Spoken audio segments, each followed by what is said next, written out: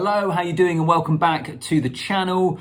Marcus Smith is not part of England's training squad this week, the fallow week in the Six Nations. Shock, horror, or, as I think it is, it's actually a decision which, first of all, isn't that surprising, and second of all, makes a lot of sense. That's what I'm going to get into, and that's what I'm going to try and explain in this video. Drop a comment down below and let me know what you think of this development, whether you can understand the reasoning, and then I guess second of all, and perhaps more importantly, whether you accept that reasoning and you think that this is the right decision for Steve Borthwick to make. That's what I'm going to be talking about. So do like the video and subscribe to the channel if you haven't already. Really appreciate that one if you are able to hit the subscribe button, and let's get into it.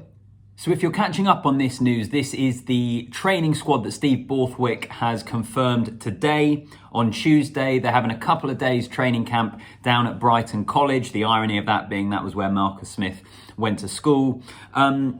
But yeah, as I say, I don't think that this is a huge shock. This is a training camp, obviously, with no Six Nations games happening this coming weekend. It's a smaller training camp. George Ford comes in, Marcus Smith drops out. And as I say in the intro, I don't think this is surprising. I think it only reinforces what we probably already knew, which was that Marcus Smith was starting to become on the outside of this England squad in terms of what they're trying to do. And if we want to think of it, of what Steve Borthwick likes to do and the direction that this England squad is tracking in terms of how they're going to play their rugby, I think we can probably base it upon how we saw Leicester Tigers play. And that isn't really going to be a game plan that is going to get the best out of Marcus Smith, and in terms of how he plays and how we see him playing for Harlequins.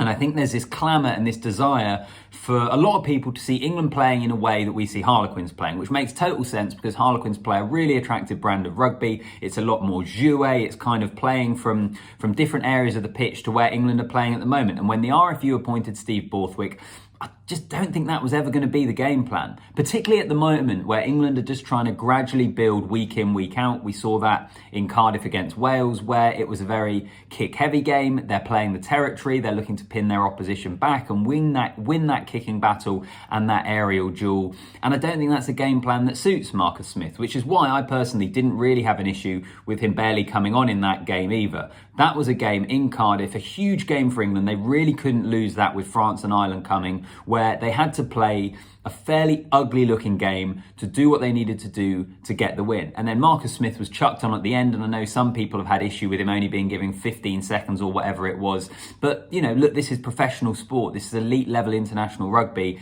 Owen Farrell was the right choice for the game plan for the majority of that game. And then once the result was in the bag, you chuck Marcus Smith on for the final play to see if he can give you a Hail Mary, which would have got England a bonus point try. I actually think all of that makes an awful lot of sense from England point of view. Fans might not like it, but I think that's how it is at the moment. So in Steve Borthwick's systems, I think Owen Farrell and George Ford just make more sense at the moment in terms of the options.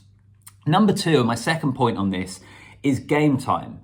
Marcus Smith hasn't really featured for England. I know he started that first game of the Six Nations, but I think that was more down to injury than necessarily anything else. Once Ollie Lawrence has come back in and it's been him and Slade in the centres, Farrell's been 10, Marcus Smith has been on the bench for the last two games. And that means he hasn't played a huge amount over the last couple of weeks. So it makes total sense for him to go back to Harlequins and get more game time. I think he'll then come back into the training squad and we'll see what England opt for against France. I would suggest at this moment in time that maybe it is going to be George Ford on the bench instead of Marcus Smith, but we'll wait and see. But in terms of the lack of game time, it makes sense for him to go back to Harlequins and get more game time, in particular when you consider that this weekend on Saturday is Harlequins' big game at Twickenham. You might remember this is the game that got cancelled around Christmas. They were supposed to have the big game around the Christmas fixture, but because of the rail strikes, that match against Bristol basically had to get moved to the Twickenham Stoop. So therefore, this is their big game at Twickenham, and Marcus Smith can be a part of that.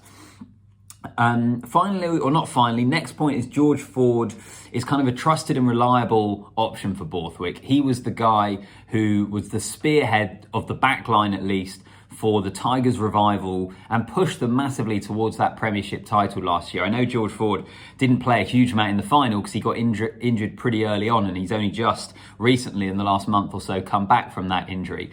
But Steve Borthwick knows George Ford. He knows what he can bring. He knows exactly how he can fit into his system, and Ford likewise knows the system that Borthwick is trying to implement, it makes sense for Borthwick to want him in an England squad. And that might, at this moment in time, mean that Marcus Smith has to drop out. So those are my reasons at the moment for why this isn't surprising. It makes a lot of sense. I guess the question is going to be, do you agree with the thought process here? And for the most part, I don't have an issue with it because of everything that I've outlined, and also because I think we're 3 games into Steve Borthwick's era, his reign as England head coach. We have to give him the time and a chance to put his influence on this England team. So therefore, if his decision is that Owen Farrell and George Ford are the guys, therefore Marcus Smith drops out, then in my opinion, so be it at this moment in time. But I do have some concerns, and these are them.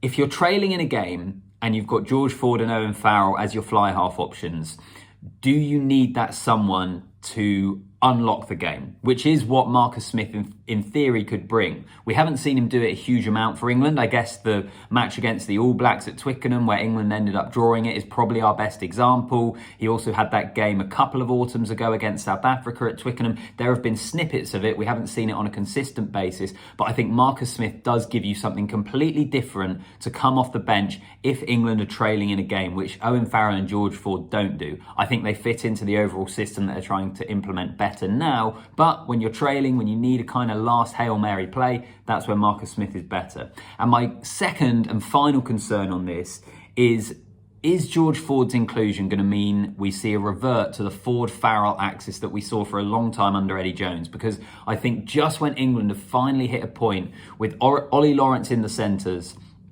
Farrell at 10, a recognised fly half at 10, a recognised inside centre at inside centre, or a centre at inside centre. Lawrence does play 13 quite a lot.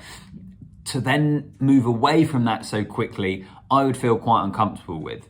If it's Farrell or Ford starting rather than both of them, I think I could be supportive of that. If it's them both starting at the same time, despite the success that England have had with that, and let's not forget they had a lot of success under Eddie Jones playing that way. 6 Nations Grand Slam, 3-0 series whitewash in Australia, pretty much a run to a World Cup final. I know that I think they changed it up possibly for the quarter-final against Australia, but for the most part it was Ford and Farrell. So we have seen success there.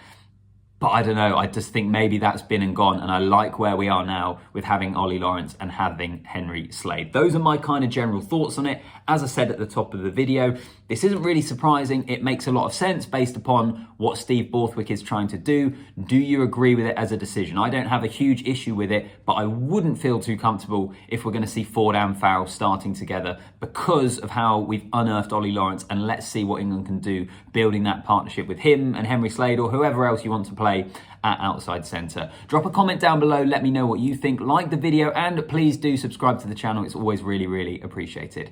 As always, I'll see you in the next one.